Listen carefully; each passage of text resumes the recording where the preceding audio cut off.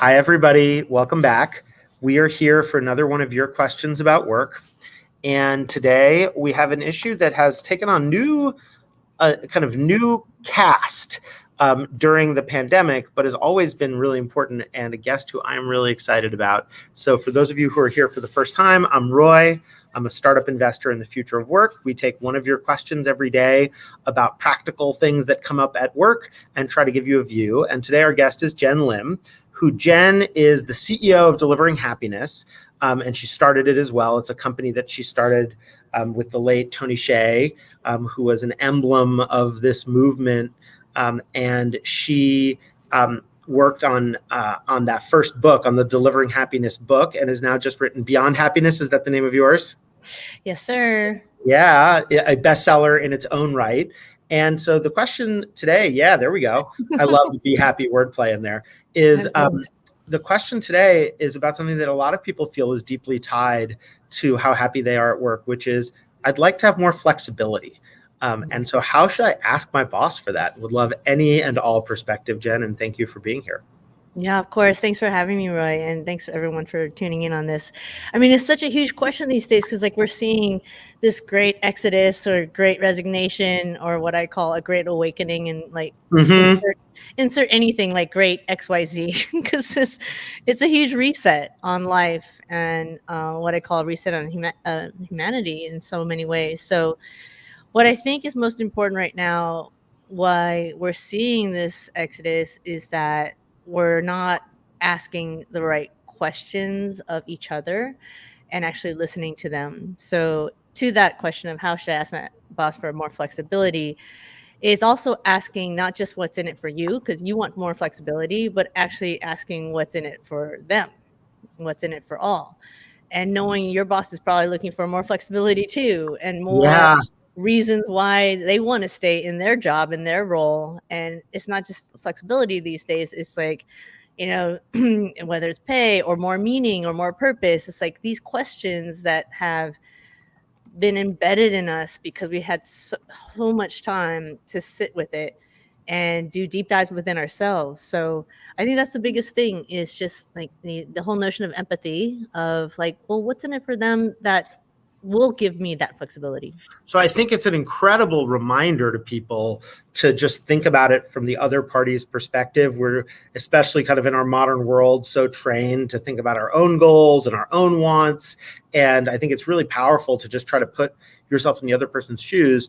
With respect to flexibility, I think it can be sometimes a little difficult to see why might that be in other people's interests? And I'm curious if there are some recurring patterns about like if I'm asking for the ability to work from home more often, even as others return to the office or change hours, like there's lots of ways to see that it could be an inconvenience for others. But I'd love to hear any reflections you have on instances where it might actually be something wonderful for others. Yeah, so I think it's really interesting that this is coming up in a different way because delivering happiness was always based on the science of happiness. And one of the levers of happiness for our own selves is a sense of control or autonomy. And like asking for flexibility is like directly tied into that. So the fact that it's accentuated right now, the fact that the future of work is here in front of our faces and being able to address that for ourselves and having that greater sense of autonomy is big. So like as an example of asking for flexibility or asking for something that is right for you in terms of control, like one of the stories I love is that there's a woman, she's a receptionist at a doctor's office, and there's a gentleman that loves going to the doctor's office. And he's like, I finally realized why. And it's because she whipped out her business card. And on that business card was her title, which is Director of First Impressions. And that was her way of owning like her own, title, her own role, and therefore her own schedule of how to deliver that. So I think the biggest thing of doing the flexibility thing is making sure that you're really clear as to like what you're accountable for, your role, your responsibility, and then being able to express that specifically to your own boss and saying like, no matter what happens to my my time, I'm going to be able to do this, this, and this, so it ladders up to your greater goals. And I think it's really powerful to have that awareness in terms of reaffirming commitments. I love hearing about that. And also just the fact of, your own joy at work definitely has an effect on all of the people around you, which I think is a weird is the wrong word. I think it's an unusual thing for people to talk about at work, but it's so true. And if we can normalize it and have more people talk about it, and I really appreciate, Jenn, just the movement that you've started with regard to this, that maybe we'll have a world where people understand, like, oh no, it is really in my interest as a boss or in my interest as a teammate or something to enable some things that, while they might have some logistical inconveniences, let's not minimize them in the short term, produce a healthier, happier, and therefore more productive team in the long term, not to mention just being better for all of us as humans. It totally is true. And I think that's why this is the great opportunity. There's the word great again. But the great opportunity to actually treat each other. Because one of the reasons why I wrote Beyond Happiness is like, it's not just happiness anymore. It's actually more about humanity and how we bring that into the workplace.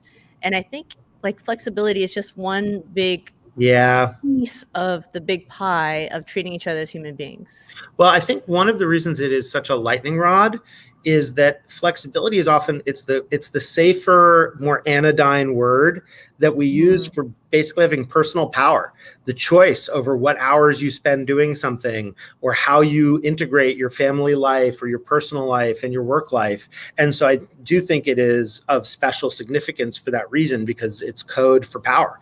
And and I think a lot of, at least in my opinion, what happens that goes past happiness is self-determination, is people who have the ability to do things they want to do the way they want to do them, make their own mistakes, and a lot of people struggle with that because it's like, it's easier on some level. Like, it's like going to school, being told, show up at this time and leave at that time, and the rules are going to be fair. And it's a scary world when we kind of suspend all of that. But I really appreciate the perspective. And I'll just say that for folks who are curious to hear more, the deliveringhappiness.com website has lots of tools for organizations. And Jenn, your personal website, jennlim.com, has a lot about you in your role as an author and advocate on these issues. And so definitely encourage people to check those out. Any parting thoughts before we wrap? Oh my gosh. I guess the biggest thing is what you kind of encapsulated already. Like, one of the biggest things that we've lost during these last 18 plus months is a sense of control. And the more we can adapt by controlling what we can and embracing what we can't control, then that's a recipe for more sustainable happiness and therefore humanity for each other.